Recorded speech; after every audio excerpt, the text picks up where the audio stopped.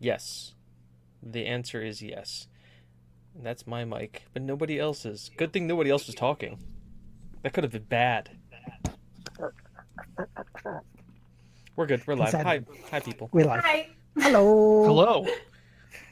Good evening, everybody. This is season 3, episode 2 of the Game On Play Sub podcast. I am Will McKellar, aka Lardteamaker. Joining us tonight, as usual, been slightly different opening. It's Chris Hurgleman. Hello. Hello, ladies and gentlemen, and welcome. And our usual partner in crime, just at the top there, it's James Atkinson. I, of course, am wearing the now ever-present tech guy, but also life motto shirt of Bob Ross. No mistakes, because that's how that opening was. I'm wearing no mistakes. space. So I'm wearing a Disturbed t-shirt this evening. And joining us, our very, very, very, very, very special guest. You may know her from whatculture.com. You may know her from her own streams, where she plays Dark Souls, Kingdom Hearts, and other cool stuff. She is the absolutely awesome.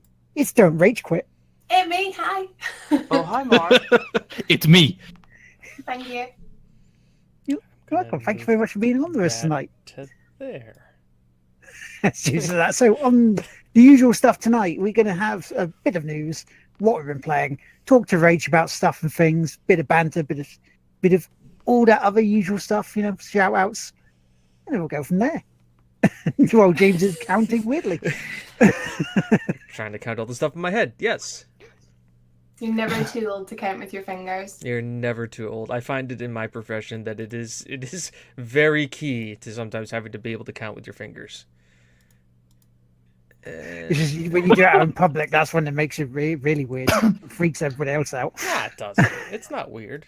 Everybody It's when does you get your toes out that it gets weird. That's when you No, it's incorporating other people's toes. That's when it starts to get weird. Yeah, especially when you ask them to take their shoes off. So, excuse me, I need your feet. I need your feet. What's wrong with you? Excuse I me. need to know. So, James, do you want to do the housekeeping? I'm working on something, Pad. I'm fixing things. Okay, well. There may be mistakes. Really? Okay. So, yeah, so we might as well start with a bit of news then in that case. The biggest one that I know of this week was Bluehole have decided to quietly turn off their lawsuit against Epic that they were doing for PUBG versus Fortnite, which it doesn't really come as a surprise to us, really, does it? Because we knew they would be on for a hiding to nothing, really. You used the logo that we use for PUBG on your Fortnite advertising, didn't you? So that was the whole thing. Was it a surprise to you guys? No. I actually never heard about that. Oh yeah, no. Bluehole's been suing as much as they can, and then they're trying to find money. Probably because I suspect that their sales are down. Don't worry, we're still recording, and just I'm working on something. No, Are we? Did it this live? No, it's fine. It's fine. It's fine. It's fine. It's Okay, totally that's fine. That's fine. It's fine. It's But yeah, no, it's basically what Bluehole, the parent company of PUBG, just decided they wanted to start suing Fortnite because even though they use the same engine Fortnite uses, because they're Epic Games, they saw like promotional stuff that looked very much the same as PUBG's, and so they just got a bit angry and annoyed about that and decided, well, okay, we're going to sue you for it.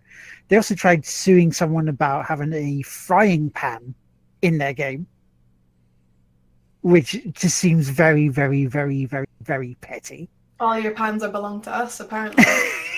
Oh yeah. Shut up and take my money. Pretty much. I have a feeling, though, again, that if they actually succeeded in that, Big Daddy Valve would just come in and be like, "Oh, hello, I see you have my money." So you want to remain on Steam, don't you? You're not going to You sue pass us. all of that to us before we sue you.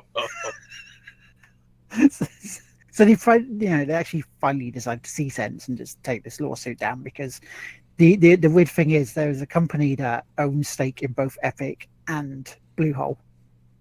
So they would be just sitting there going, why are you suing each other? I don't get this. Settle down, kid. Don't cost me money. I just have to ask chat, do we look okay to you? Because I'm seeing 43% dropped frames right now, and I can't, like, I look at the video and things look fine. I can like wiggle my hands back and forth. So Yeah, it looks fine to me. I see it. Twitch being Twitch. You know what? It looks like it's passing to 30 FPS. So if you're setting it for 60 FPS, it might be dropping down to 30. Which would make sense of why we're at a near 50% frame loss, but I have it at 48. Well, 24 is what the eyes prefer, so. Yeah, looks all good to us. It's about... Seems fine. Okay, so we're just going to roll with it and soldier on. Yeah, so by the way, the name of that company is Tencent Holdings, and it is a publicly traded company. Just as an FYI. And it's a behemoth. It's not like Fortnite. Fortnite made $318 million last month, actually in May, in earnings. Jeez. That's only up 7%, so their growth is slowing. Oh boy, 7% of 300 million on a game that. Here's a question though: what system is Fortnite the number one on digital download? PS4. PS4. It's console number one, but specifically PlayStation. It's PC. It's 5th on mobile. It doesn't even top 10.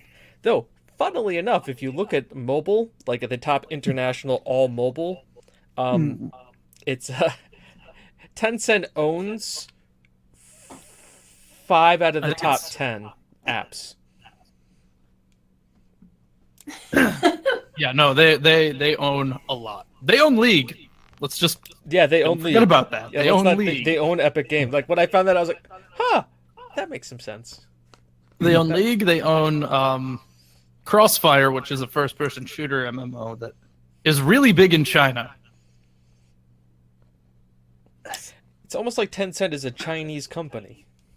Yeah, no, it's very bizarre. Very bizarre indeed. Don't mind me, I'm playing some Neverwinter Nights over here. Speaking of PS4, though, Sony have come out and said they're going to be looking at a solution to try and sort out the cross-play problem. Oh, hi, Mark. Which I think should be sorted by just going one button. Oh, hi, Mark. Yeah, it is almost like the dark room, isn't it? Or the room. Come in. Hi, Mark, to Xbox and Nintendo when they come in with saying about sharing their games. I'm just gonna walk past these Bodaks. What do you think about that, Rach? Do you think it's another thing that's a bit petty from Sony's side, not allowing crossplay? No, I don't know.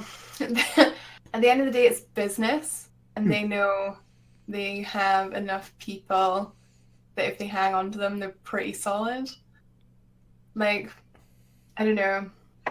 They just know that, like, kid number 8 is going to buy a PS4 if friend B has a PS4. So that's why they won't do crossplay. The other thing, if you're also looking at... If I'm a business... it is business. And if I'm looking at it as a business person going, well, we'll do crossplay. But why should we invest time, effort, and money into making it happen for a system, then a generation of system that is ultimately in about 1.5 to 2 years going to be dead? Why don't we just move it on to make sure we have it on the PlayStation 5, and so we don't have to spend any R&D retrograding and doing back our servers when we can just build it into the thing going forward? Is it 2020 that's the PS5? Yeah, 1.5, 2 years. So they can basically look at going forward as probably... as a money decision, let's not take servers and stuff that we're not going to be using in a few years. Let's move forward with the servers we know we're going to use and just work with that. Well, yeah, because that's one of the things that the Sony dev or upper management bit who used to work there said it was all about purely money. So why should they spend money on something that other people use on other consoles for free to play on their system? Which you can see his point. it was something that they also said that years ago when PS3 was struggling, they wanted to do cross-play on that with Xbox 360, and Microsoft went, no. So it kind of feels like almost like a tit-for-tat thing. Does anybody else remember? Now, I may be dating myself here a little bit, but that whole this is how you play share a game on PlayStation, right? Remember that? Yes. Yep. Yeah. No, I never saw that. Back during when PlayStation 4 and Xbox the newest generation were being introduced, Microsoft was throwing around the idea where if you had a physical copy of the game, you couldn't share it with your friends. And then that way it was just like it was yours and it was tied to your Xbox. Oh, when they were like, it's gonna have a code. Yeah. Yeah. And then Sony goes, this is how you share games with your friends, and they just showed like the two guys handing the game, and he goes, thank you, and that was it. Yeah. Now it's like, well, and ultimately I think I look at this and I almost consider it to be like the Windows marketing strategy, almost, which is okay.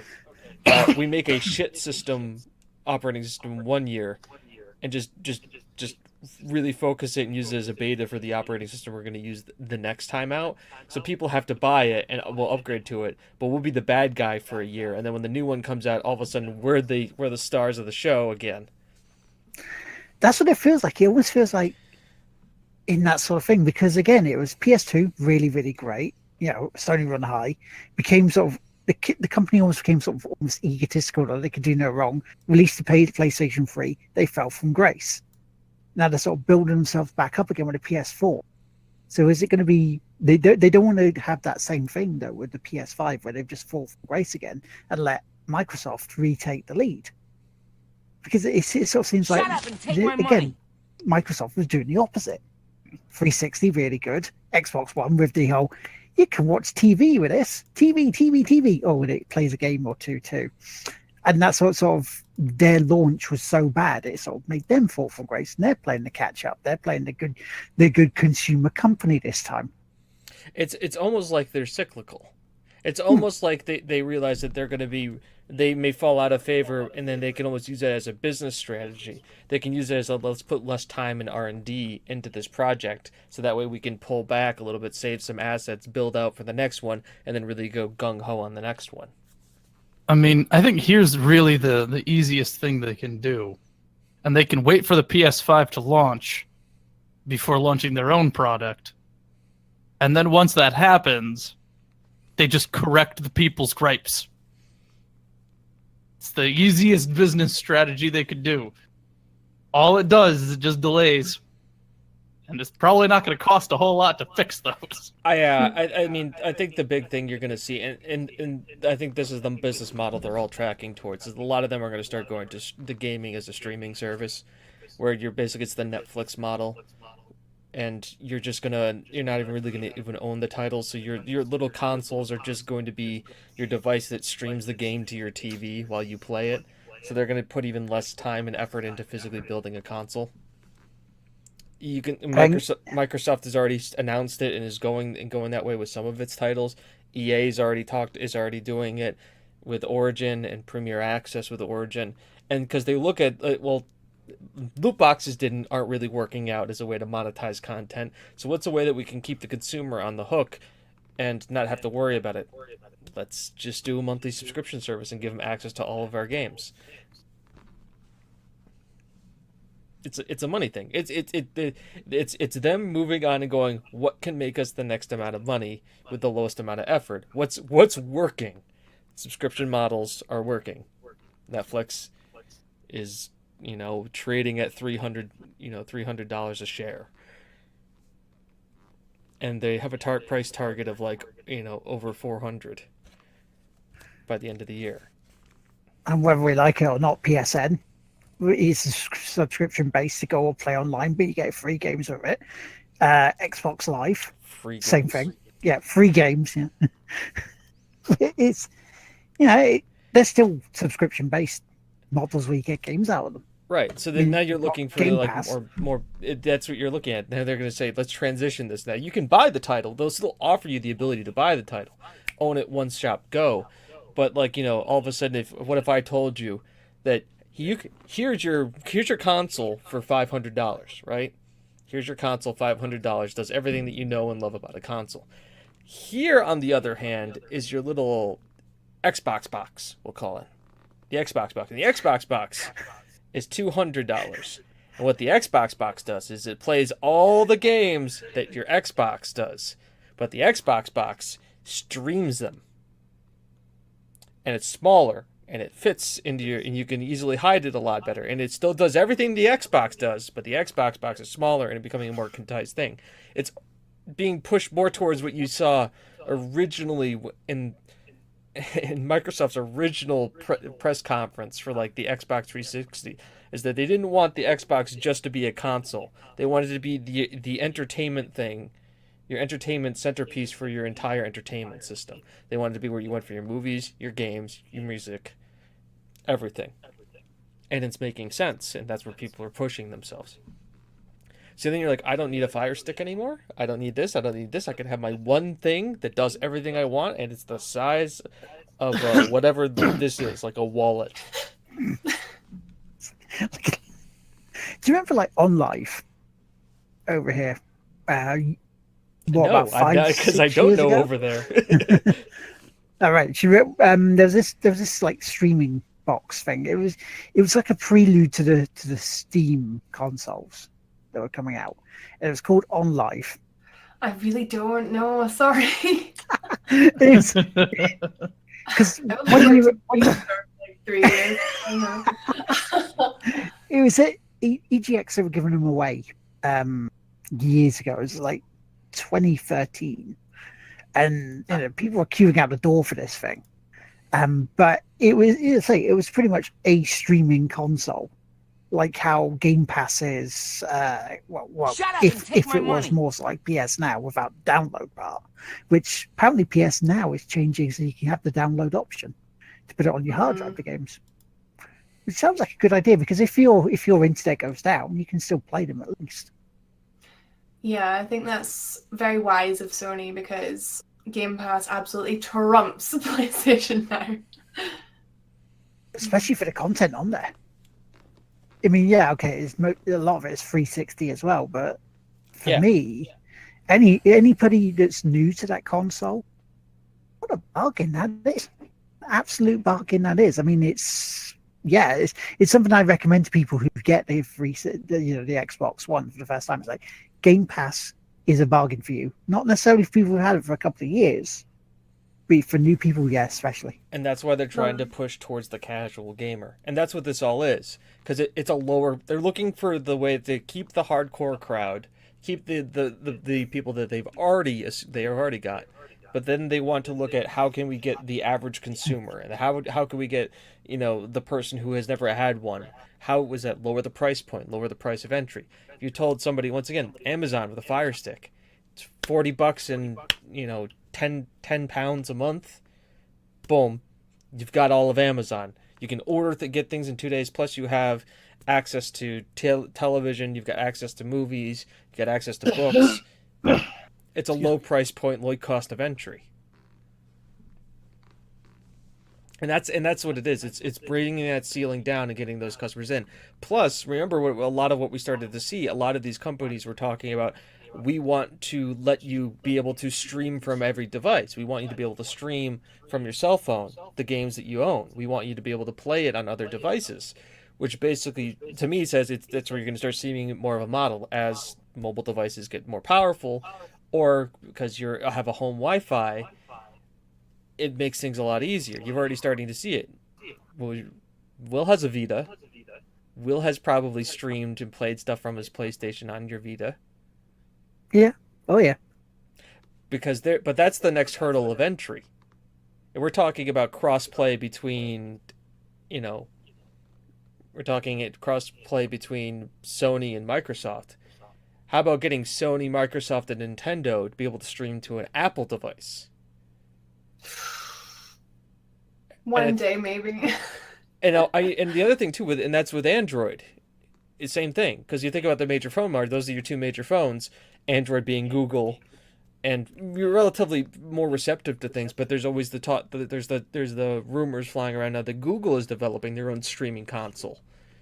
Heard about that. Yeah. That might be a thing. And remember, Steam has been doing this for a while too. Steam has this.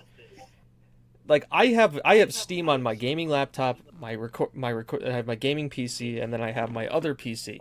Now I can technically with Steam log on to any one of those things and stream a game from any of those computers to whatever computer I'm playing on and play it.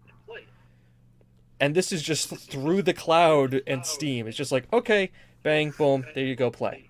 And that's how the Steam machines work, the little Steam consoles. You have your big honking server, download all your games, then all of a sudden just be like, I'm going to play Prey on my TV because I can.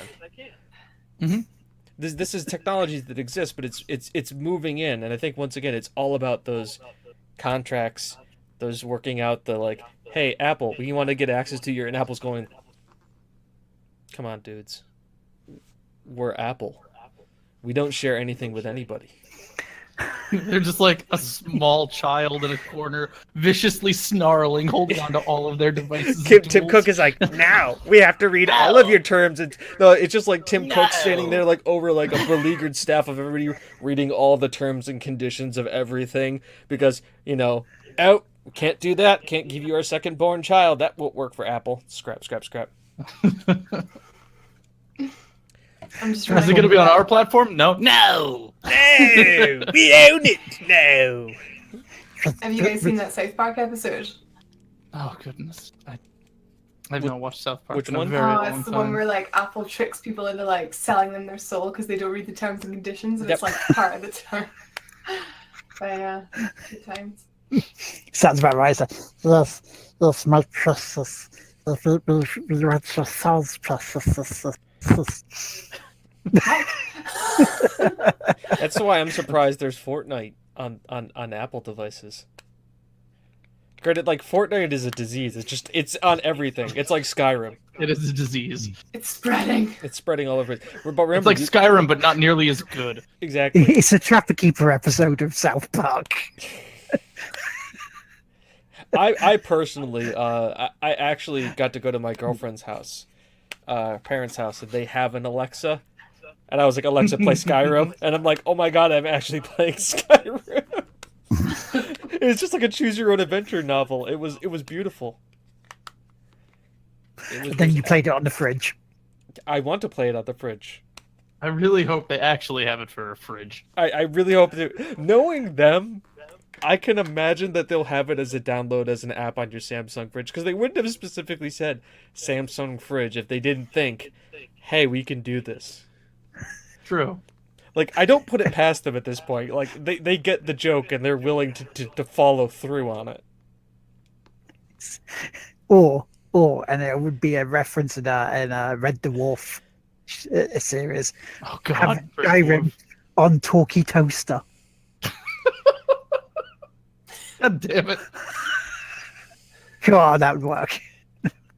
That would work. Right, that's enough of that frivolity. James, let's do some housework, shall we? Oh, so I get to do my house cleaning now? Yep. You do. Hold on a second. James, put this at the beginning of the VOD. The beginning. You have to edit this. This goes at the beginning. My fourth wall. Yeah, no, it's My immersion. it's almost like I'm trying to put it in there so I can remind myself.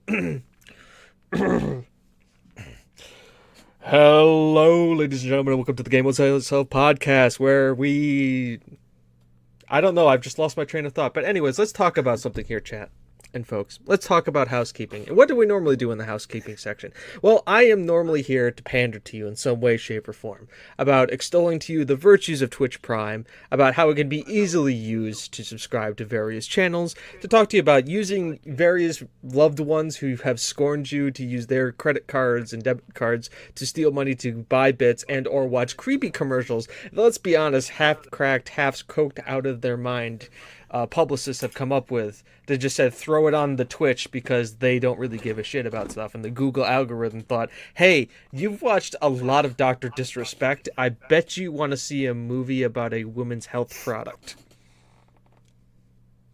Yeah, that's because that's how that algorithm works. Look at fucking YouTube if you don't believe me. But Don't look at YouTube. It's an abomination. No. Yeah, no. But let's be real here. Except whatculture.com. Where you Yes, should thank watch you. everything that Take my has money. everything to do with Dark Souls and Kingdom Hearts. Just everything. Just consume it. All right. But let's be real here. I could talk to you about this. I can make some witty jokes. I could crack about it. But ultimately, you've heard it all before. Yeah, I bet you if you went to 8 other streamers, they would be sitting there telling you the exact same thing because it's not like I stole this from somebody else. Right? Right. So, let's talk about housekeeping. So let's talk about something more important. Right? And what's more important than subs? What's more important than bits? What's more important than follows? What's more important than donations? I'm waiting for somebody to chime in. Viewers? Viewers are good, but viewers help. And viewers, you know what they help with? Charity streams. And you know what's coming up in November? A fucking charity stream. Extra Life. Exactly. 2018. So, instead of going and subbing or paying for Twitch Prime or going out and stealing bits, instead hold on to those credit card numbers and those CIVs on the back. Play the long game. Wait. Or you can actually go and take their money and then donate to the TGWPIS Extra Life page. And then when they find the statement and go, you fucker, you stole my money, you'd be like, but I donated your money in your name to a charity. And then how can they really be pissed at you? Because it's also tax deductible. It's true. See, you not only helped them feel good about helping a charity, but you gave them a tax write-off at the same time with their own money that they wouldn't have done. They would have went out there and spotted on the Xbox box. They would have spent it on loot crates. On loot For crates. pubs. So you are helping them stop their addiction to gambling on loot crates by donating to Extra Life. And you're helping children's hospitals. Yes. Shut up and take my money. How much better could that make you feel after being How much better do you think that could make them feel? Exactly. You are only the conduit to their happiness and joy for helping kids. Remember that. And that's the most important thing about tonight's housekeeping item. Is that it's not about the Twitch Prime subscriptions. It's not about the bits, though they're helping. It's about donating for kids. And this is where I wish I had the More You Know thing from NBC on here. We just do.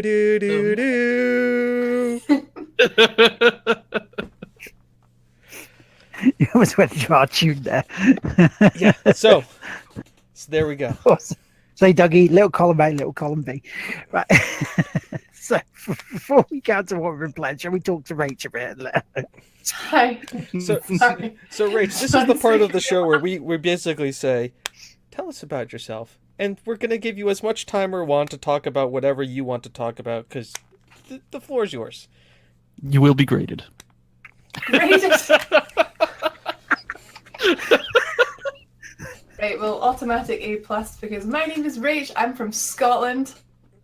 That's about it. Now, I am Right, also Scotland. a streamer. I met these guys through various connections. I play RPGs. We've got some games in common. Okay. Kingdom Hearts and Dark Souls. And am I pointing at you, right? Yeah. It's sporadic. Just point. Someone's right. You're in the middle, You're there. so really you can just point wherever. Yeah, so met these guys. I play, loads of different kind of games. Like Will mentioned earlier, I work for What Culture, who you may or may not have heard of. They're quite a big YouTube channel, so I do video editing for them, which is awesome. I love it. Dream job, honestly. I mean, obviously with the obvious, there is one dream job that would be the ultimate dream job. And I think we all agree. but then like sort of slightly below that, that's the Space job. Force. Yes. Which I might actually register for as a legit thing. Go for it. Follow your dreams. Yes. I think I know what your dream job would be, Rach. Be Oh, come actually on. presenting live streams for the masses of Kingdom Hearts, and it's like you're the one there presenting the launch of Kingdom Hearts 4. Get lost, what, like working for Square Enix? Yeah. I mean, I would die. we've already talked about me and Chris's best idea ever. It is RPG shoutcasting. Yes. It is Okay, that like- sounds... Like tabletop RPGs and like and like just like, like okay, a guy turn-based. is doing a let's play of Kingdom Hearts 3, and we are just the two people commentating, shoutcasting his Kingdom Hearts gameplay. Okay. someone's playing some like old school like Daggerdale, shoutcasting it. I've done something similar. All right, there's the with Splatoon goblin. Before. Now he's got a lot of strats he can go with right now. Is he going to go with the fireball or the dagger slice? Or is he He's going up with the fireball. He's going for it. He's getting an empower on it, and oh, high rolls on that fireball. That's how you clear a room, ladies and gentlemen. Sponsored by Coffee. Iron Brew. I like her look. Is not that is hilarious. It is that was amazing.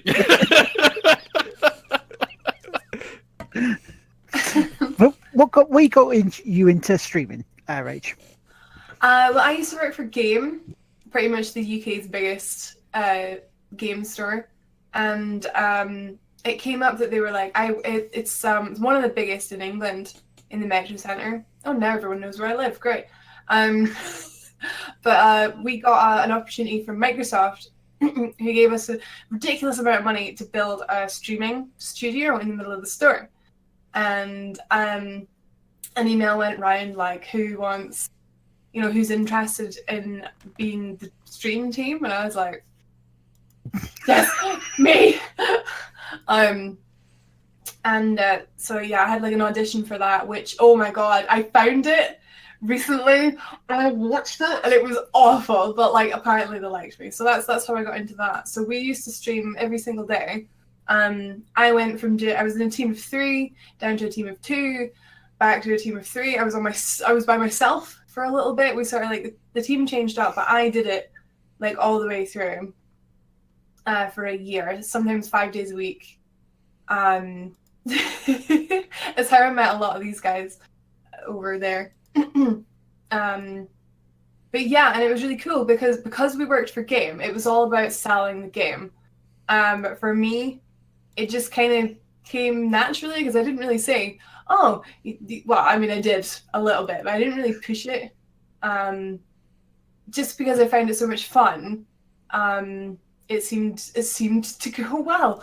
And then when that closed, actually, when I left, because Game just didn't really see it going anywhere. They didn't see it was profitable.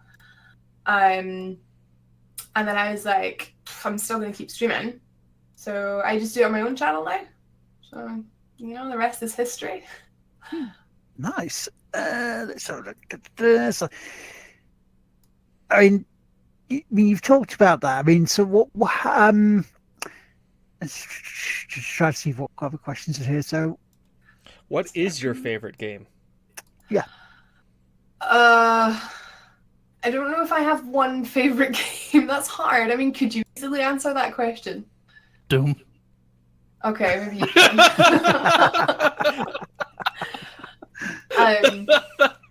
It's tight. Like it's what's your favorite RPG? Did that help at all? Okay, well, I don't think Legend of Zelda counts as an RPG, so Dark Souls. Okay, there you go. Easy. There we go. See? But yeah, Zelda, Dark Souls, World of Warcraft, Pokemon, Bye Johnny, Kingdom Hearts, of course, how could I forget? I love Okami, that's one of my favorite games. Portal, too. oh, great game. Ori and the Blind Forest. I'm pretty much just naming games that I love at this point. All of which are on sale right now on Steam. They are, most of them, yeah. Totally not sponsored, but totally should be worth spending money on because Gabe Newell. He just loves our money and has a vacuum connected to our wallets every summer and winter. Go, give me the. Okay, do you want a game, Alice? Yeah. Okay. Here you It's go. basically how I Check call that it out. holiday shopping. Most people have birthdays and or like Christmas within like the 6 month span of like one of the sales where I can be like, oh, I have a friend who has a birthday. Oh, I could buy them this game. Then I buy it and I hold on to it. And I wait till it goes back up to full price, and then I give it to them. So it's not like I bought them out on the summer sale. I held on to it. You weren't an afterthought. I totally thought of this well in advance and got you this game at full price. Not at the low, low price of 99 cents for Half-Life 2. Yeah, not like I'm doing that for people's birthdays. No. No, not at all. Well, you Not got that family nice. feed. Exactly. Also, I forgot about Diablo. Oh, yeah, Probably. Diablo. nice. Put a lot of hours into Diablo 2 and 3. Oh, yeah. Oh, no, well, not 2 for me. 3 for me, personally. But I played I see. Diablo 1 and the spin-off Hellfire DLC, not DLC, it was the expansion at the time, which was developed by a third party. It brought the monk class Oh, Monk is awesome. That was one of my favorites. from Diablo 1. There you go. Diablo 1, there were 3 classes from what I remember. Now, if you bought the DLC expansion. From Diablo 1? Yeah. I don't remember what the Diablo 1 expansion was. I only played vanilla. Oh, he's off. Monk, apparently. Oh boy! Oh boy, I made him do a thing! Because I was going to Guys? do that with Diablo 2. Well done. Well played. Well, We made an achievement. We made James get up this time. Where's he going? No idea. Probably over there. Get in the box. back. I think so, yeah. I think he's getting the actual case. Because he Earlier does. music. So, how do you think your community is growing at the moment? Are you pushing towards partnership for your Twitch channel, or are you just doing it just because it's a bit of a laugh? If there's one piece of advice I can give anyone about streaming, it's don't stress. For ages, I was obsessed with growth, and it was going really well, and I was getting like really good numbers and like 100 follows a month, like ridiculous. Well, I know some people do more than that, but that was ridiculous for me, I thought. And I was playing games that I thought people would watch, and it's not how I like to do it now. I play what I want to play and what I think people will want to watch, and I don't watch viewer numbers. I try not to worry too much about follower numbers, although they're still doing pretty good. Oh, there's Diablo! That was awesome. And Hellfire. Hellfire. Made by Sierra, not a Blizzard product.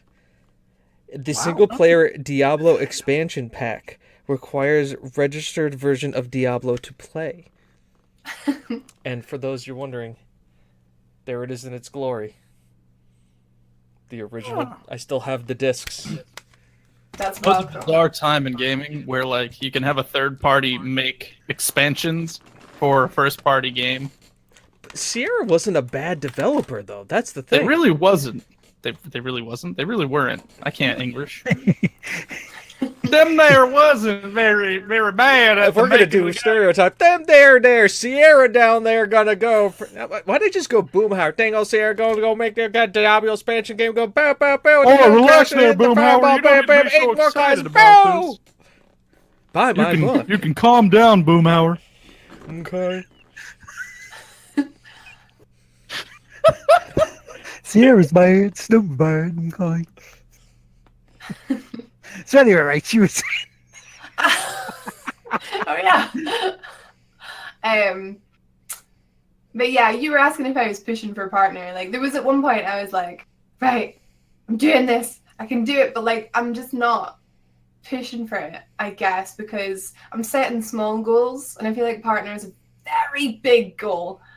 So I'm setting like little subscriber goals, little follower goals, and like I say, not stressing too much about viewer numbers, and I'm just so much happier. Because when I do hit something like when I hit 1,200, I was like, oh my god, yay! And it's like, I don't know. I feel like I celebrate the little things, and then the big thing maybe one day will just appear. That would be lovely, but I'm not being unrealistic. I don't think. Yeah, I'm trying to come across as humble. I'm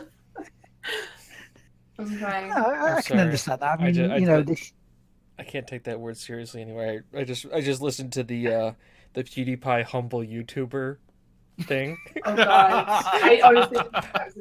So humble. Oh. Oh goodness. I love him. I love that guy. I hated him for the long. It's for me. He's like Leonardo DiCaprio. I hated him for the longest time. And then all of a sudden, like, I watched his recent shit, and it was like, wow, he's actually funny and has good commentary on things. I like him. I think it's because, like, he's YouTube's biggest star, but he is also YouTube's biggest critic at the same time. And they can't live without each other at this point. It's become this vicious cycle. Like, if they tried to actually do anything to remove him, there'd be a huge uproar. Well, remember, his videos don't show up in the featured content anymore. That's because he was a bit naughty. Well, he has 62 million subscribers, all of which watch all of his videos. One day. One day. He only had the one slip up that one time, and then the rest of it was a bunch of media trying to put like shit on him, where he was making fun of YouTube themselves. See, it sounds like how you feel about PewDiePie is had same sort of thing I wrote with Jim Sterling. Because Jim Sterling at the start of it, when I started watching him, because of the character he is on the Jimquisition, really sort of wound me up in a weird way. Even speaking to someone that I didn't realize at the time was on his podcast, Laura Kate Dale, standing outside the expo saying about it. And it's like kind of like you look at it like, you go, did I just put my foot right in my mouth, right up to my ankle? But no, it's something like that, because the more I listen to what he's actually saying, and you realize that the thank God for me stuff, all that stick is just the character part that he just puts on there to just annoy the fuck out of some people. That's what he literally does that for. Once you take that away, what he's saying behind that is you can actually agree with some of that stuff, because it's like, yeah, he makes a valid point. And that sounds like how you guys are with PewDiePie. Yeah, kind of. What really controlled me to him was watching the "Can we copy strike PewDiePie" section. Like when he and I'm going to use a word here that some people may not like, and I apologize. But when he was like he was using the eye tracker thing, and he was like, "Wow, all these Twitch thoughts, they're not gonna get me because I'm gonna keep my eyes out." And it was just like, okay. And like the girl was like, "Can we copy strike PewDiePie?" And it was like, what? I'm gonna copy strike him because her video flashed on the screen for a second, and they're like, "Okay, this is ridiculous." And like PewDiePie's like, "Okay, so we got copy stricken by the company.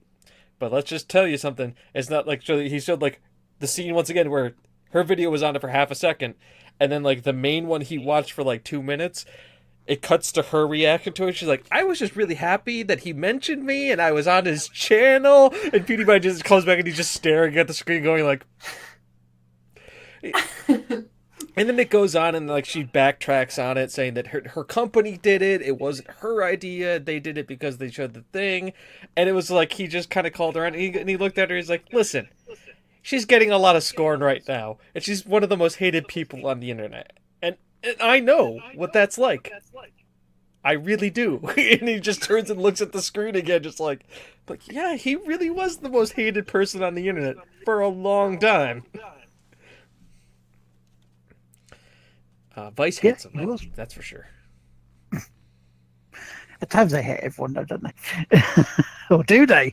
I'm not saying go to Vice. No. By the way, So Vice, that- if you want to reach us, our email address is right down there. You can contact us anytime. Yeah, sure. I say we said some nasty stuff. We didn't, but I mean, Go they ahead. have such quality shows as Bong Appetit. Sure, we'll go with those words. That is a legitimate show. It is about cooking with cannabis. Yeah, no, it's the word was quality. This is that's edgy. great coverage. This is edgy journalism, right? This is the cutting edge of journalism. Edgy.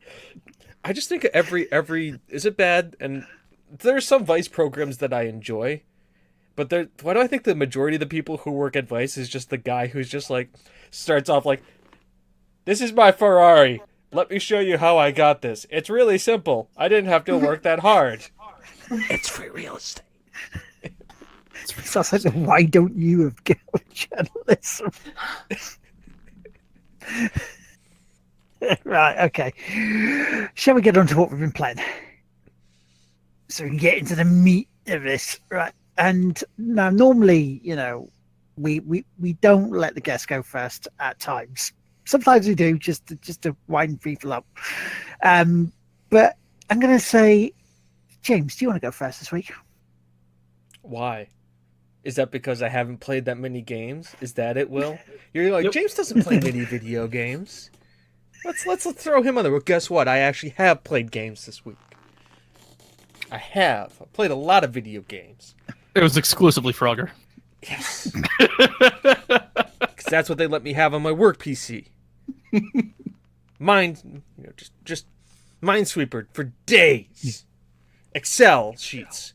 Excel counts. It's a program in a computer. No. I have found Warframe.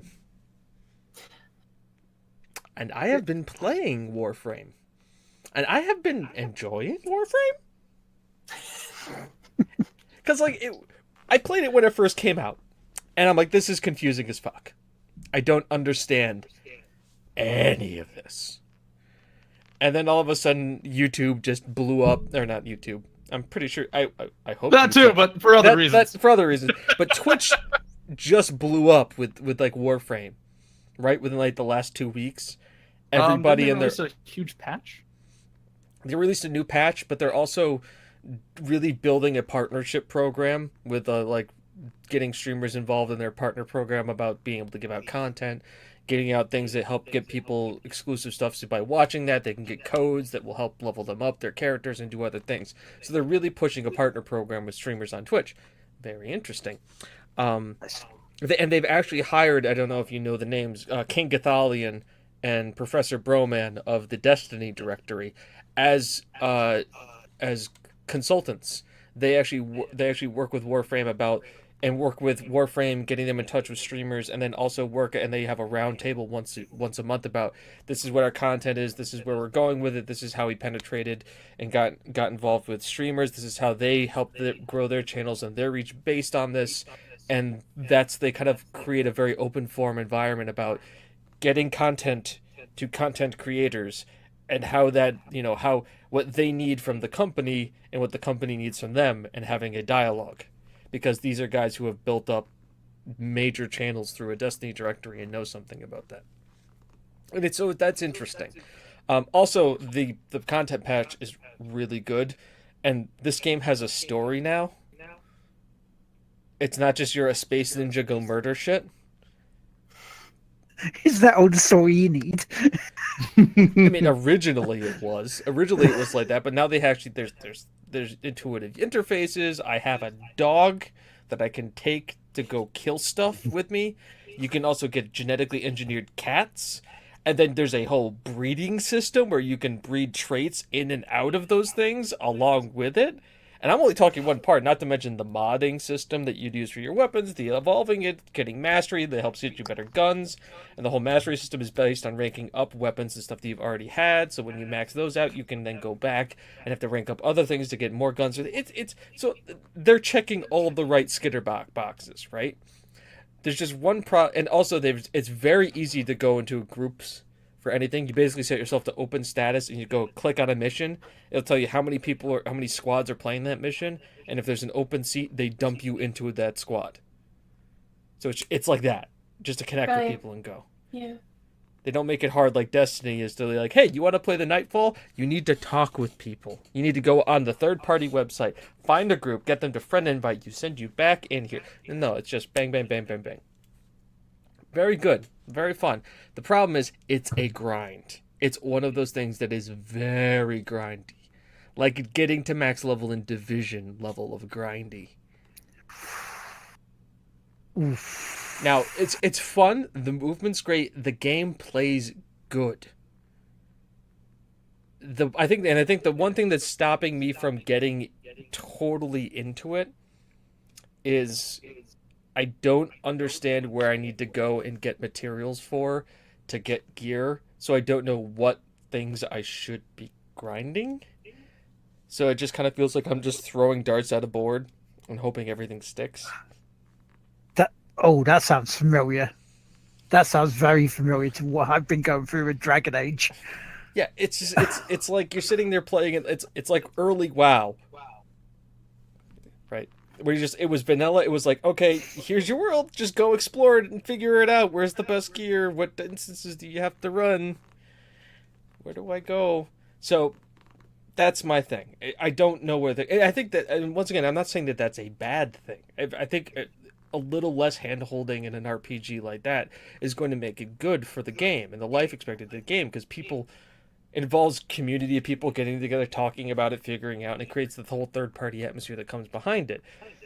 Also because I think WoW is really hand-holdy right now. But no, I'm excited to try and keep playing it. I may play a little bit of it later. If people want to play Warframe with me, guess what? It's free. Is it cross-platform? I don't know. I don't think so. I don't think so. Ah.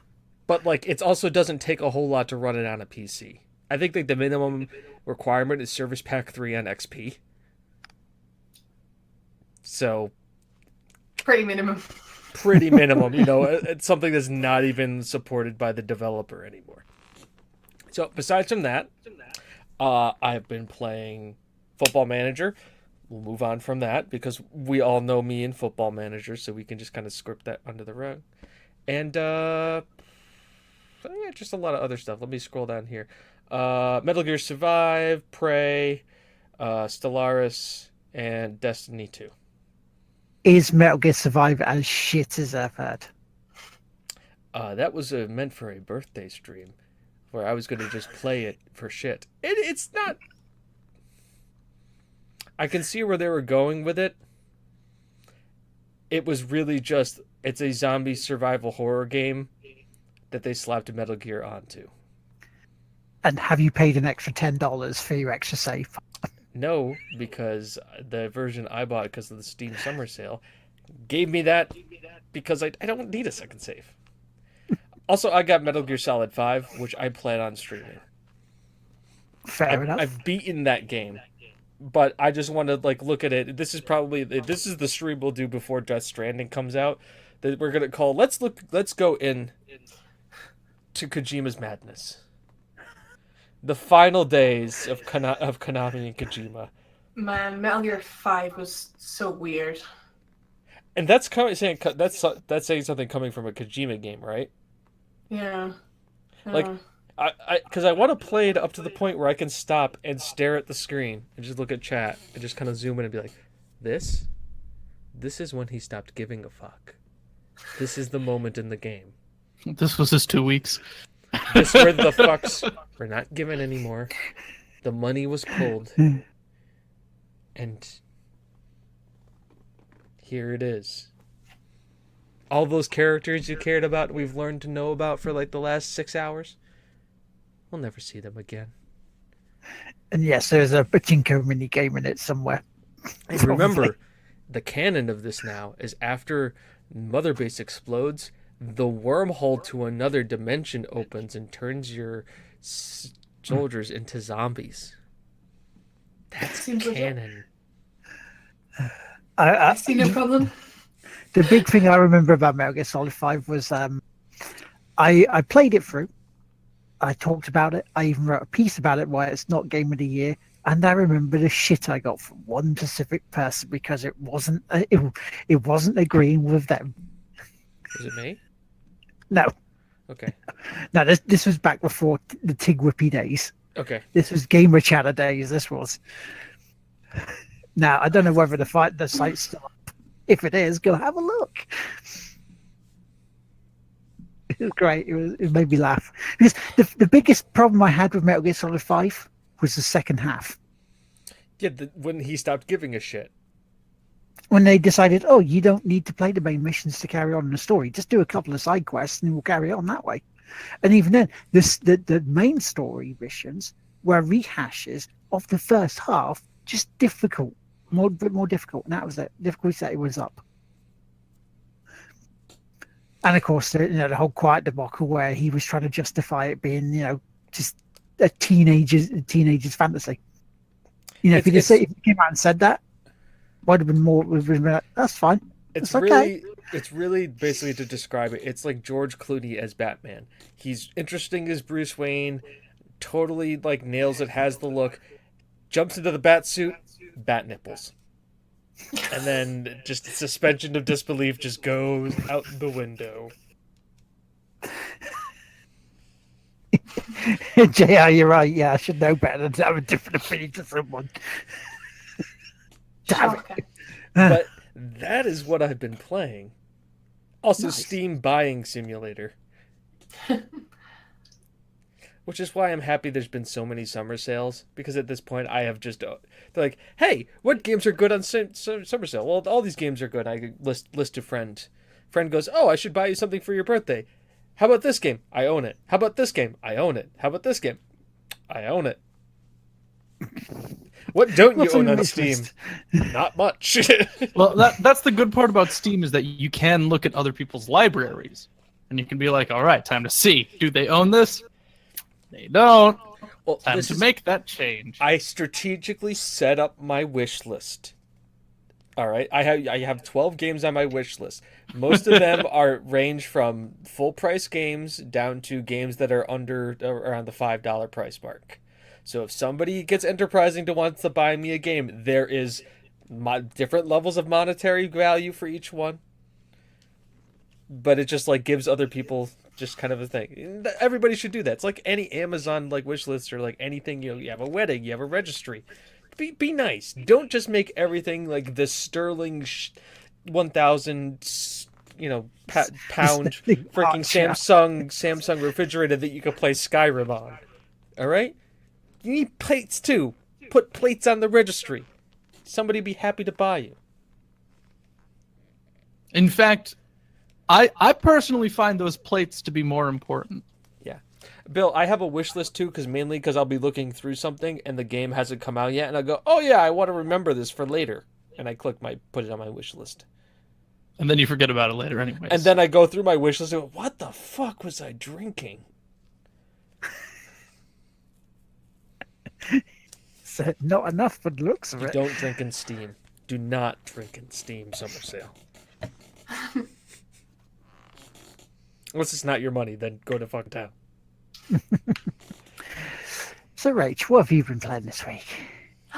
Well, I don't know if you heard, but I have a PC now, a proper PC. So I let myself loose on the sale as well. I have not gotten very far in, but I adore it already. And I got What Remains of Edith Finch, which we started and finished tonight. It's quite a short one, that one. But definitely recommend. It was. I don't think I've ever. Sorry. I jumped in right when you turned to look at the bathroom, so it had the picture of the family there and like the grandmother, and then opens the door, and then it was the shower and the chair, and that just like hit me right in the feels, right there. It was like that all the way through. I feel like everyone, because it's so family oriented, everyone would see something out of that game that would mean something to them. Like for me, it was like, I don't know. I was just like, enjoy the time that you do have with people.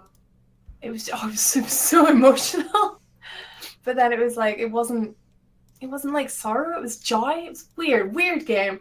It's like £7 at the minute. If you like a good story game, it's so good. So we played that. I bought Planet Coaster, but I haven't played it yet. And I bought Firewatch. Again, I hear it's a good story game.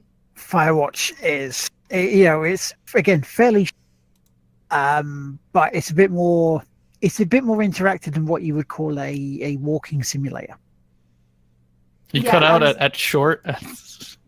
It sounded like it's censored shit. It's fairly shit. It's that's what it sounded like. But it's I say it's something that you would enjoy. I think you'll enjoy if you liked Edith Finch. Oh yeah, I loved it. Yeah, it was really good. So looking forward to playing that. Yeah. What else did I buy? I got Salt and Sanctuary as well, which is it's like a Dark Souls, a 2D Dark Souls. Been out for a while. For a long time. Yeah, because I fancied it for ages, and I was just like, I'll get this one day, and yesterday was that day, so I finally picked that up. Well, that's everything that I bought. I recently have been playing through the Mass Effect trilogy for the first time. Yeah. So finally finished the first one. We moved on to the second one. Liking it so far. Second one's got some nice improvements in combat, that's for sure. But I don't play that very often, like once a week, maybe. But last but not least, the game I've been playing most this week, and the last, Jurassic World Evolution.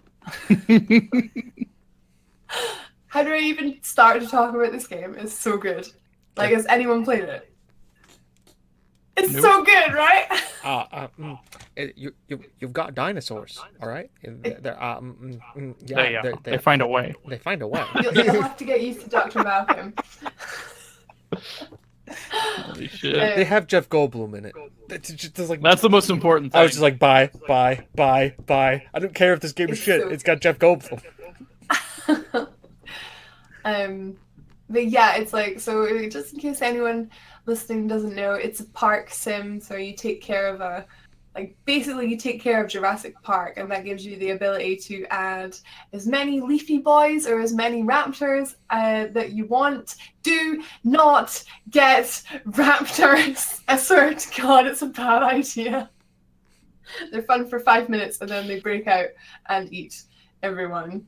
Just all the time. All the time. Constantly. Clever I've seen a few streams, and it's just always raptors are the problem that they have every single time I've looked. That's what I don't get about these movies. It's just like they're sitting there going like, well, we're going to create a Jurassic theme park. Just make it all herbivores. I know. It's that simple. Or like a couple little tiny carnivores. Oh, the little ones are really cute. I need to try and get them. But yeah, honestly, like the other day was the Raptor apocalypse. Oh God, it's all Tom's fault. Tom Maher, it's all his fault. God damn it, Tom. Named a raptor after Good old Tom. His fault. But my park is now raptor free. I shot them all and sold them on the black market. They're probably all coal and oil by now. No, not coal. Oil and gas by now. Or they're being used for black ops for military. That's more probable. They're going to be in the next COD. Or like underground. Didn't you know what zombies fights mode was actually going to be? Zombie raptors? Zombie raptors. Because Nazi scientists, zombie raptors. It makes perfect sense. Of course. It does. But yeah, now my park is $2 million in debt, and we can start to rebuild. Now, I've just read that you encourage your raptors to eat people, and I'm not. I would listening. never. I would totally never make a raptor pen, invite the raptors in, invite some people in, and then shut off the pen. How do you invite the raptors in? Oh, I'm just going to send, I'm going to send the porter down. Going to give him a With card, this? say, "Welcome, raptors. Come to my daily party." It was easy. They were up for it. They're just, They were... just a couple of raptors smoking cigarettes behind the bathroom. He's like, "Yeah, we're fucking down. Let's fucking do this." You got you- tours? Yeah. Fucking all right. If you are interested, I have a rather amusing clip if you want to see. I don't know if you do that. Yeah. Sure. What? Yeah. Yeah. Okay. But yeah, Neo, that would be awesome. Thank you. But yeah, Jurassic World, I can't recommend it enough. It's unfortunately not on sale at the minute. It's quite expensive, actually. Well, it's. I think the full game is $49 US, and if the deluxe is $54.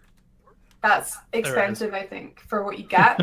There's not that much to it, but then if you measure it with content, it's maybe a bit expensive. If you measure it with like the joy Well, I think that it brings you. the big thing that comes with it is that it's the this is gonna be fun. Yeah, it's really fun. Let's drag this over to this screen. Oh. No, hang on. Oh my god, are you gonna play the clip? I'm gonna play the clip. Yeah. I'm gonna put the clip on the screen. We're going to sit here patiently and watch this clip. Window capture, add source, Oh, hashtag He's so shameless plugs. smart. add a new source. Chrome, done. But Hello, is friend. Tom the ringleader of your raptors then? He was until I shot him. Just old Yellerton in the back. So now Sorry, Tom, come Tom. here. It's you or the Raptors. All right, let's full screen that, and let's just do this. Do. If we're gonna do it, we're gonna do it right. It's gonna be the full screen. Okay. And let's turn up the volume.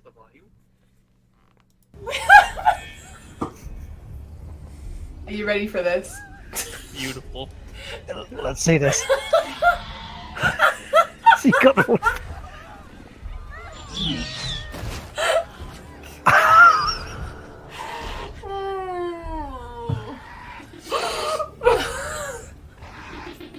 That was like a 7-10 spit.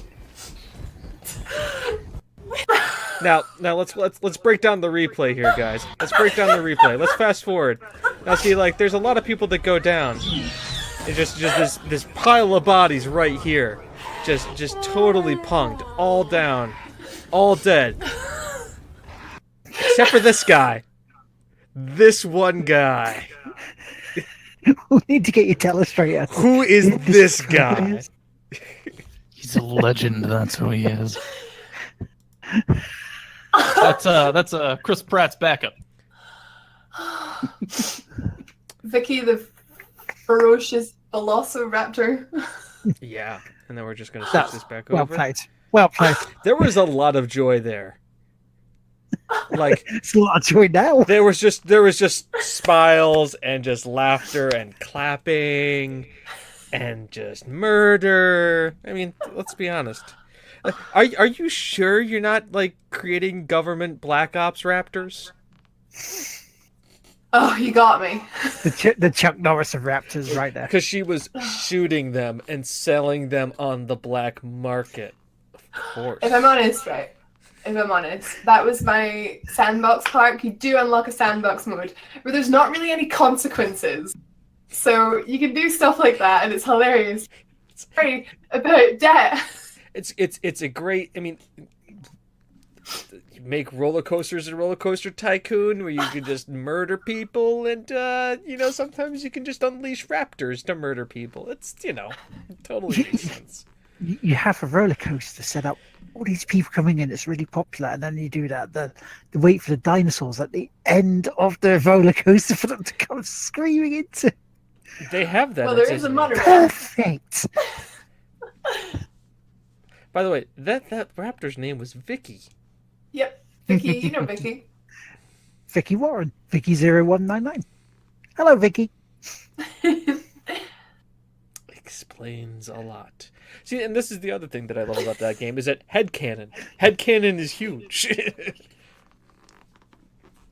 I wonder if they would turn that into like an RPG stream for it, like they've done with GTA Well, if they were smart. role play. All right. I'm gonna help you guys out here. This is all right. Developers listening? Are you listening? Good. So let's talk here. This is what you do. You obviously you have it already. You've got the whole elements of the game. You've got people. You've got park simulating. You've got that. So now this is what you need to do. You need to now take that, and then you have people create parks, and then you take those parks and use them as a level design for the ranger group of it. Where now you have to play first-person shooter of the ranger that has to go into the raptor pen to tranquilize the raptors because they're eating all the guests. That could work. Sounds like one of those arcade rail shooters they used to have. Mm-hmm. Yeah, you get the Time Crisis, Time Crisis 3. You get the gun. Dino Crisis. I wasn't going to use that name, but sure. Jurassic Park, Dino Crisis. And of course, one of them, and of course, we already have it great because they've already got him on contract. Who's the guy on the other end of the radio giving you the orders? Jeff Goldblum. Jeff Goldblum. Jeff Goldberg. I think we've written the game itself. My royalty check can be in the mail. Thank you very much. Because This he's in was a the thing, recording man. studio just posing like that.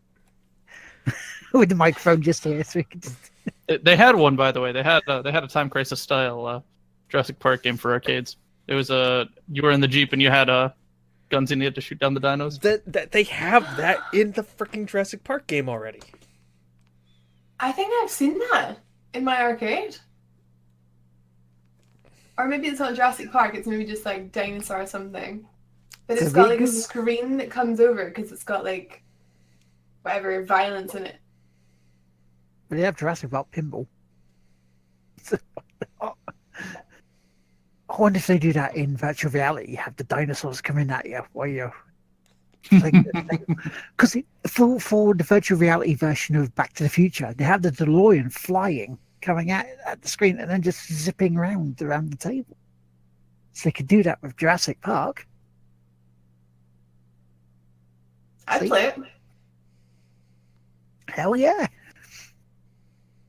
So is that all you've been playing, Rach?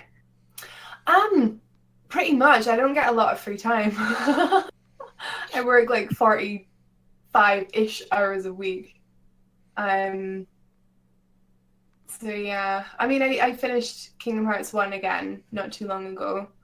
So I plan on starting 2 again. Well, I've still never ever finished 2, so looking forward to doing that at some point. Yeah. I've always got a few Switch games on the go. I bought the Octoling expansion for Splatoon 2, which is raw. It's like, take squids or octopus, octopi. We've been through this with John D. Octopuses? Octopi, Octopi. proper term. And take Portal-style test rooms and put the two of them together, and it's brilliant. So I've been playing through that. I got Hollow Knight on my Switch as well, which is great. Again, another kind of Soulsy type Metroidvania. You guys have played it by the looks of your... I haven't played it faces. myself. I've watched a lot of watched a playthroughs lot of from people play it. Downloadable Contents group, but I have not played it myself. But it is definitely Soulsy. It's on my wish list on Steam. I'm not the only one that has a wish list. See? People have wish lists. Mine is absurd. And I have a PC. I'm going to be making one. And then just seeing what goes on sale. Exactly, because it tells you when it goes on sale. And it's on my wish list because they emailed me. How much is it? £2, right? That's it. So give me it. See, so it works. That's why you have a wish list. It's free real estate. Octopus. I am. But yeah, with the Kingdom Hearts, are you thinking of doing then the other sort of spin-off one that you can do on PS3/PS4? My goal before January 29th when Kingdom Hearts 3 comes out, it's 29th, isn't it? Yeah. Is to do 2 at least, and the fragmentary passage. Yes, which is a So- good thing why you didn't watch. I wanted to, but I want to play it as well. No, that's fair enough. I mean, there's a bit I'll talk about with that in my bit, because it's kind of like it sort of put a stop to me streaming it. But there is a reason for it, I think. I think I know what it is from the trailer for 3, and I think it's going to be heartbreaking. Mhm. But we'll see. So I want to play that. I'm if I find myself with time, I'd like to play Dream Drop Distance and Birth by Sleep, just for Yeah. a bit more context on the characters and where they are. But I don't know if you know me, but I really find it hard to finish games these days. Like, I keep starting a new one every other day, and I finish one like rarely. Oh yeah, I finished Ni no Kuni finally after about 2 years. Nice. That is a big game, so I was proud of myself for that. But yeah, I'm very much like, I'll start new games, or I'll get covered in hair, or I'll play Dark Souls for the 65th time. That's Um, what I do. It's like, oh, Dark Souls, Dota 2s, and one or two other games that I just go back to fairly consistently. Everybody has those. yeah, Everybody has. It sadly for me, that's what my football manager is. that's why for me as well.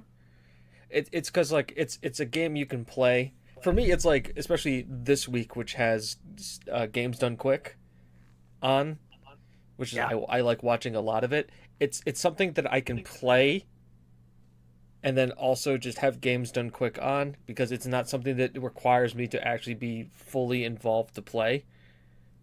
I can be playing the game and have this, and I can spend a lot of time watching the run and then just hitting spacebar until a match happens. Depending how much sort of speedrun stuff you watch, do you have a like very favorite kind of game you like watching being speedrun? For me, it's a lot. Yes and no. I liked the RPG one. I thought that one was really good, because I'm a fan of watching these guys play through RPGs. At the same time, it's just like, hi, that's Final Fantasy VIII. I've never beaten Final Fantasy VIII, and then they speed run it in like 5 hours, and I'm like, good. Now I've seen all of Final Fantasy VIII. Yeah. Because Best- I can tangent this. I'm going somewhere with this. I love watching Spyro speedruns. Love it. Because they're hilarious. And that brings me on to how excited I am for Spyro coming out in September.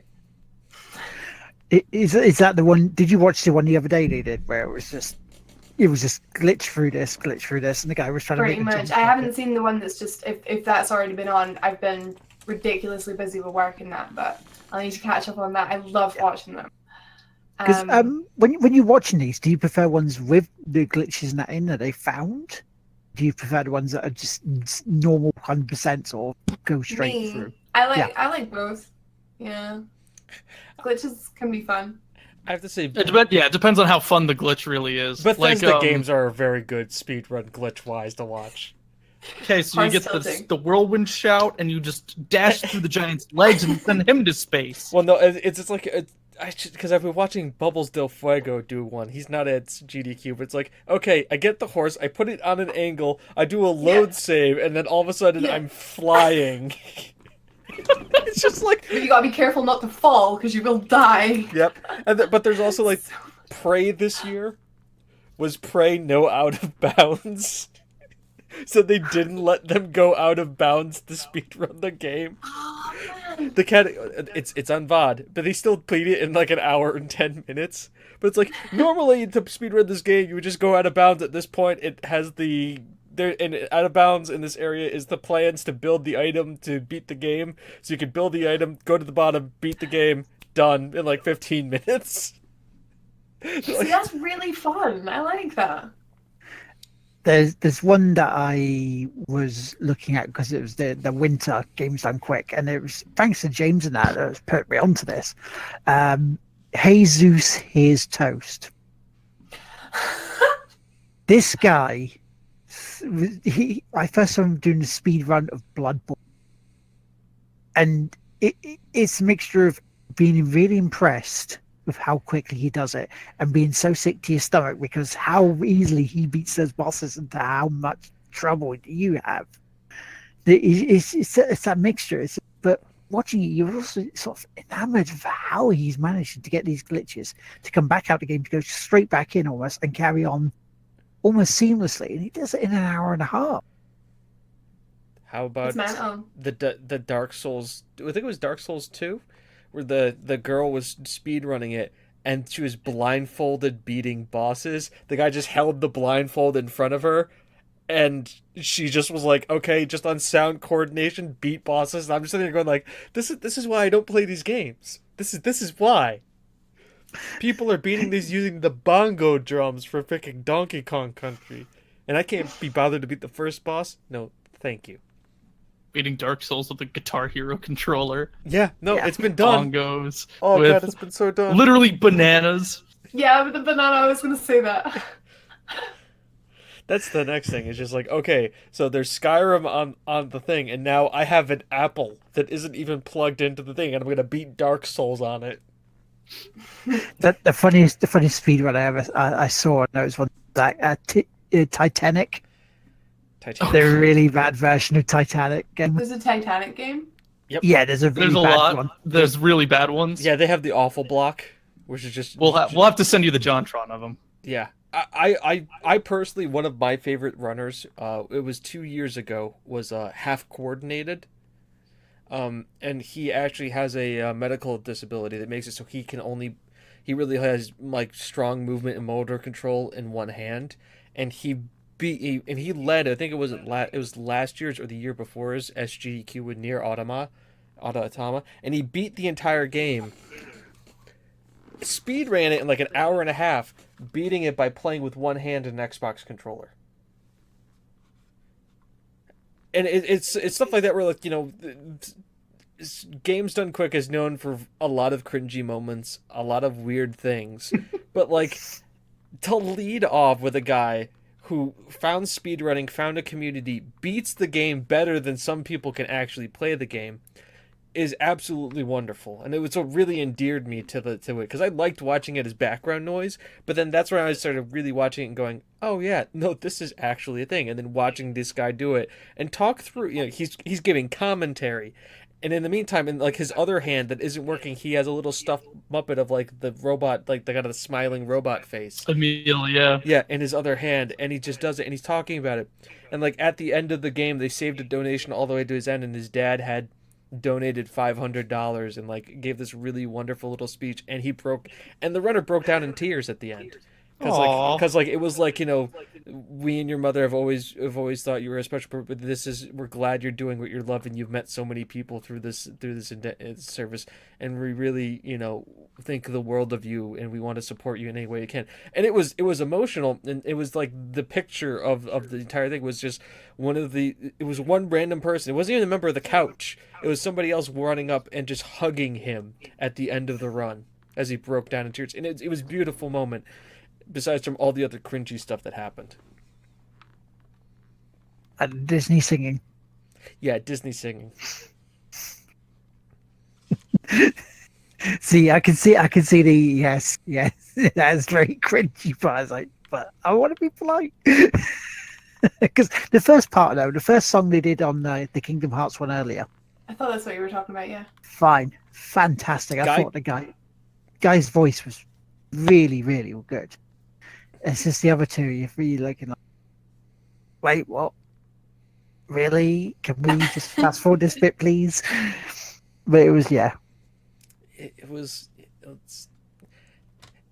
Disney songs, okay. The reason why the first guy succeeded, we talked about this in the pre-intro, is because he chose the Elton John version. He didn't choose the Disney version in the Disney thing. He chose the Elton John singing it, which is a little bit different. Also Elton John. We ended the podcast like Elton John. Sure. Well, a funny thing, you want to talk about something funny that happened in this GDQ? They had they played Pray So this was in the prey run, and they You had a could say that donation. they prayed. They prayed, but they were doing like the save the Typhon, kill the Typhon, and like he went through, he beat the game, he hit the emitter, and they're like, okay, game's done, and like nobody was talking about, but like 2,000 people voted to save the Typhon. Are we just not gonna talk about like that never happened? Like there was like the decision where you could either blow the Typhon up or save them, and they're like, when are you gonna close it? And the guy's like, the runner was like, I don't know, and then he just went and beat the game like he normally did. I was like. Is anybody else seeing? No, we're just gonna shove it under the rug. Okay, got the money for the kids. Good job. 10 out of 10. So yeah, so is that how you've been playing, Rach? Sorry? Is that all you've been playing this week? I pretty much, yeah. Too many games, but that's pretty much it, yeah. Do you want to go next, Chris, or shall I? I'll go next. I've been playing Neverwinter Nights Enhanced Edition. It's fun. There's a server called Ravenloft, and it's a very interesting place. Lots of cool people on there.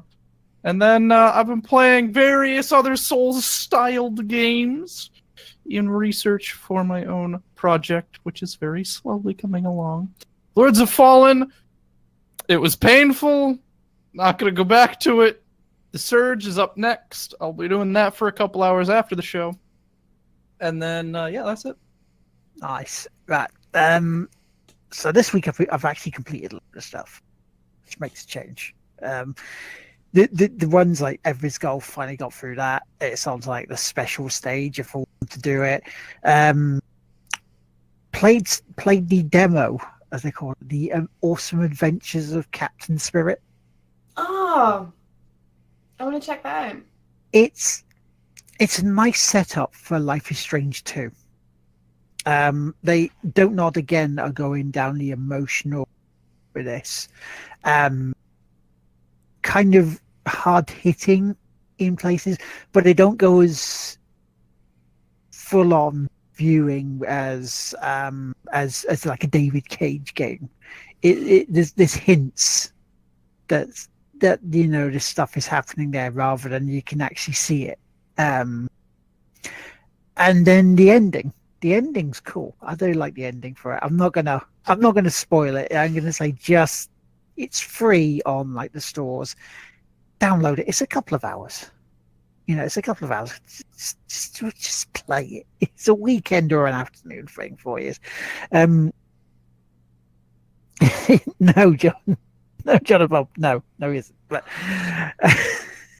the other two bits I've really played, because the stuff offline now off stream I haven't really been doing much of. There's like bits and bobs here and there. The other two bits I've completed this week are Kingdom Hearts Birth by Sleep. Birth by Sleep 0.2 trajectory, blah blah blah blah blah, and Dream Drop Distance. Now, I was streaming Birth by Sleep until a part where it came up with a block scene, and it came up with block gameplay. Yeah, it blocked the gameplay as well. Now, which is normally strange enough, considering you can play about 3/4 of the game not being blocked. But I have to believe that the reason they've done this is it's a potential spoiler for 3. Because 3's not out yet, they don't want this bit spoiled. Maybe. They don't want you to have story to help with the to help purchase it. Yeah, I know, but I can see why they've done it, and I hope once 3 comes out they patch this so it becomes unblocked, because it links. I will say this is a slight spoiler thing. It links 1 to 3. 1.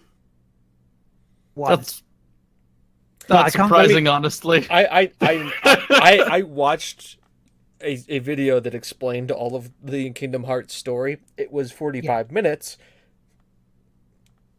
because I needed to watch a 45 fucking minute video to explain to me the fact that I've played and I've beaten Kingdom Hearts 1 and 2. And I Disclaimer: this is an abridged video.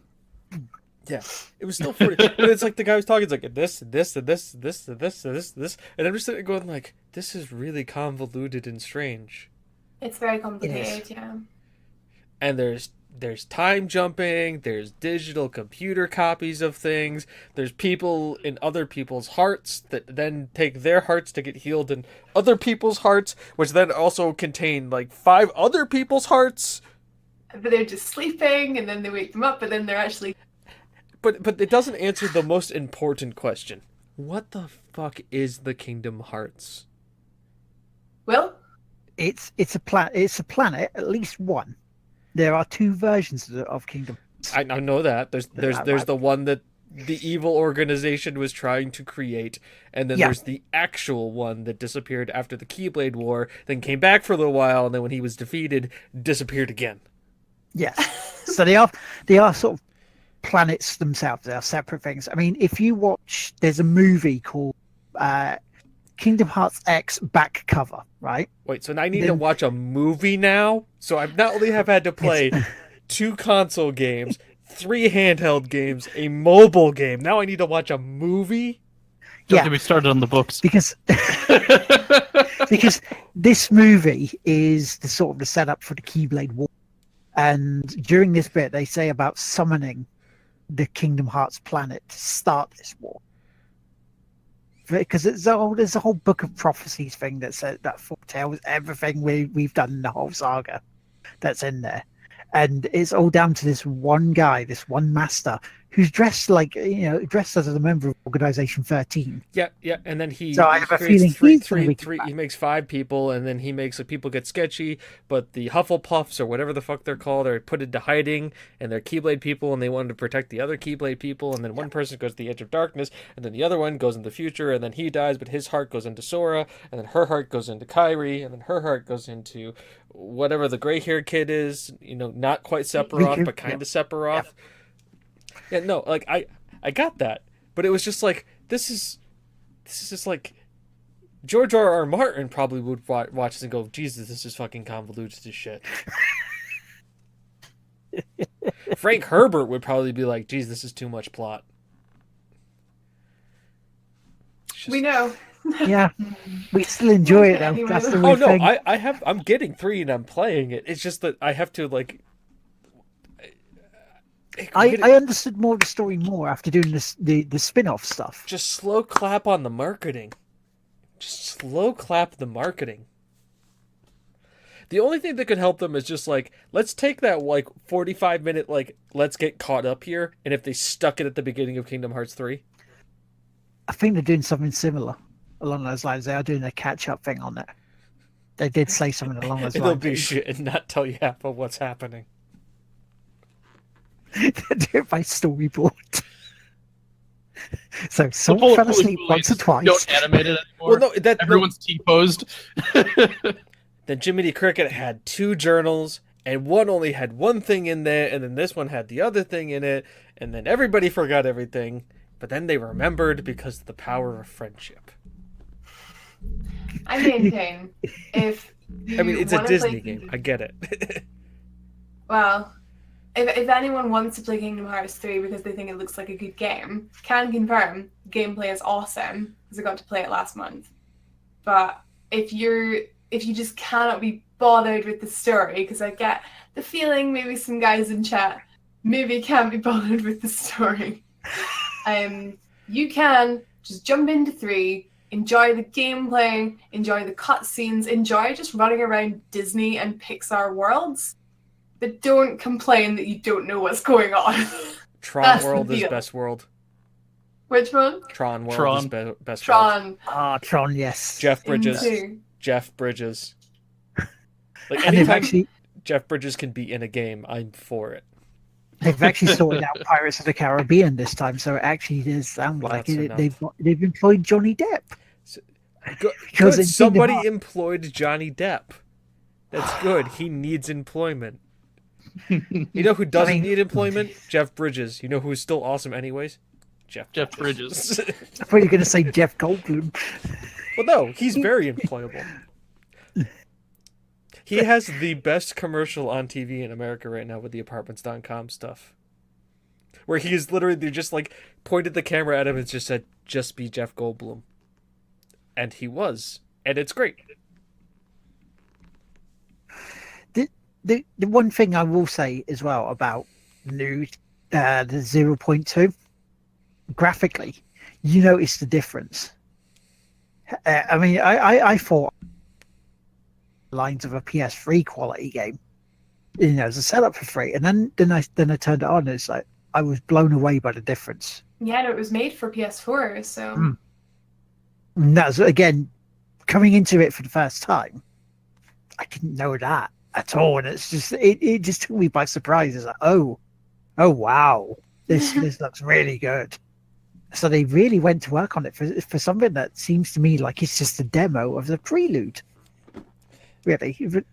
But yeah, it was good. I liked it. So they did take a page out of Kojima's book. Let's just make the demo be the prelude to the actual game. Oh fuck! Death Stranding is Kingdom Hearts 3 because we don't know what the fuck's going on with that. It would make sense. It would make total sense. Honestly, you could do anything with either of those. You just and it would wake make up. total You sense. just wake up, and it's just Norman Reedus' fever dream. It's like, fucking there it is, and that's how we got to freaking The Walking Dead. Yep. Because the only other things I've been playing then are off screen were a bit of Unravel 2, bit of Velocity 2X because I was playing that against Tom on a head-to-head, bit of Lumines, and then PUBG earlier with Dougie because we were playing it as part of a community stream that they were doing while Ian Higdon from Platform 32 was away. So that's what I've been playing. Has anybody else thought? And this was what happened to me while I was watching the Kingdom Hearts Let's Play or the speed run. Did anybody else think, like I did, that the whole reason why they actually had people singing the Disney songs is because they didn't want to get the VOD copywritten on YouTube for copy strikes? that would be hilarious. That was like when they said they were doing that. I was like, are they just because they muted the audio of the game? I'm like, are they just doing it so that because the music is like copywritten to shit and back and nobody can get any ad revenue? I think you're I'm sitting there going like, because that's a donation incentive, but that is a beautiful way because it's technically a remix of the song being sung a cappella, so it's under fair use. It's protected. But at the same time, it's like they're doing they're doing it at parts where like there's like music and stuff coming in that's obviously Disney music. Mm-hmm. I mean, the best part is about this game is that like this. I'm assuming one of the 4 people on this show will be streaming it when it comes out, Kingdom Hearts 3, and everybody is going to enjoy the fact that it's going to, that first like open interest, and it's you got to watch it live, people, and I'm going to tell you why, because that opening cutscene you'll never be able to see it because the second it goes live on Twitch, it's going to be copy strike. Nobody should listen to this theme song because it's our music. Yeah, under the DMCA's. Yep. Even though how that's going to work with games, I don't know. Well, I'm Because just I saying know that, like the Twitch VOD is going to be muted up to the point, and then it's going to like jump in like halfway and be like, and this, and you start playing the game. anything that the game has in its soundtrack is owned by the game. The game has paid a license to have that in their game. Therefore, us streaming the game is okay as long as it's not. You streaming the game is okay, and the fact that you streaming the game, but it'll probably still block the audio of the game coming through for that song period. The second it hits YouTube, it's just gonna get like It's getting demonetized immediately because it doesn't matter if you own the rights. If it's a royalty-free song, it doesn't matter because the algorithm and the bots for claiming it are so broken that someone could manually claim literally Beethoven's music performed by like everything in the public domain. People will still claim it. somebody copyright claimed PewDiePie's scream. him screaming himself, they copyright. They said that was not his scream, even though it came out of his own body. Mm-hmm. What's wrong? Well, you know that Ed Sheeran's getting sued again from a company that owns part of Marvin Gaye's song "Let's Get It On" for about was it about 100 million? It's quite a hefty sum they're trying to sue him for, because one of his songs has a likeness of it. Again, they're trying to claim this. What I was going to actually ask Rachel was, with all these copyright claims on YouTube, for any of your videos that you've been editing or trying to put up, have you had any silly claims come through yet to try and stop it? Because we've had some over time. Without overstepping the mark, obviously, with it being my job and that. Do you mean my job, I assume? Yeah. Because we were having a look, going through trying to figure out why some things had been taken down, and there was one, it was something like 10 weirdest enemies in games with creepy backstories or something like that, and it was because of the thumbnail.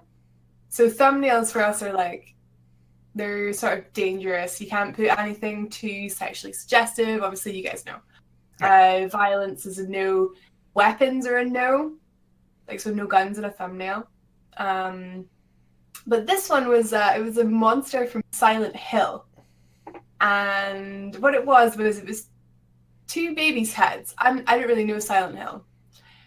And it was two babies' heads. And from a distance, kind of looks like boobs. So it got flagged. And we're looking at it going, why is... Oh! You're sitting there very curious. You're looking at it. You're getting close. You're like, I don't know what's going on. Then you sit really far back one time and you look. You're like, that. I realized that didn't actually answer your question. You're asking me about copyright. That was something completely different, but it just popped Still in my funny. head. Yeah, It made me laugh. No, we don't really worry about copyright because we only ever use up to 6 seconds of a clip at a time. We always copyright. We always cite the owners of the material at the bottom of the video, and we don't use copyrighted music. So we don't really worry about stuff getting demonetized that way.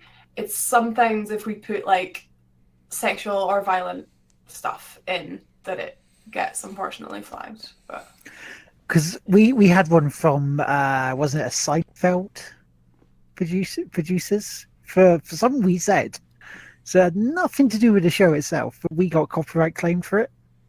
I think you can just dispute it and they'll just waiver it. Like, Well, our YouTube Okay. channel is not big enough to be even remotely close to being monetized. We actually got demonetized because of the whole like the changeover that happened. Yep. We were just like, they're just like, yeah, you're just not gonna get any more ad revenue. So at this point, I'm just like, copyright everything. That's fine. Let them all go to town and claim it. I don't mind if there's 26 people claiming this one video. They can fight over the revenue. Fight over the no revenue. No, like I said, and the whole reason I was joking about the whole Kingdom Hearts thing is because, Will, did you put some of the Kingdom Hearts VODs on the channel, right? Oh yeah, they're pretty much all on there now. I think apart from about 3.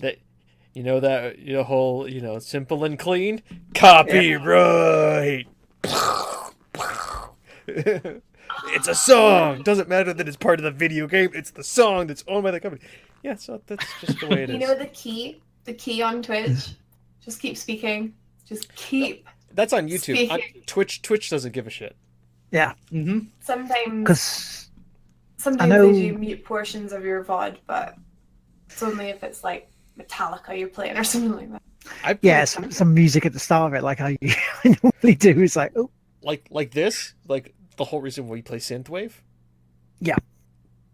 Most of those guys are streamers in their own right, and just like don't bother to copyright it. The second that goes onto YouTube, it's because their companies do it. If you're looking for good music to put into your streams, look up anything by, I believe it's Fixed Records. Cell Dweller, Scandroid, Circle of Dust. Android got copywritten. Did it? Copyright claim. Yeah. Really? Yeah, it did. Interesting. And it wasn't Cell him. Dweller. It was the company that owned that album, helped him produce that album that did it. It wasn't him. Oh, so he's working with a different group then. At least that album was. Right. Most of his stuff should be fine. Wasn't on Twitch.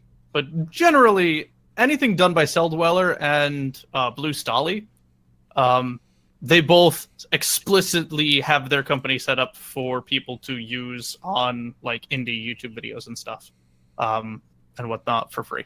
So, Because I was watching a stream by a cute couple called Fremily. They're the ones who are running the Twitch London community meetup. They're the ones doing the Twitch bash, and they were talking about the DMCA stuff that people are worried about. Because a couple of bigger streamers got suspended for 24 hours because they use copyrighted material in their streams, and they were saying that the ways around it is like what you were saying, Rach, is like talk over the music.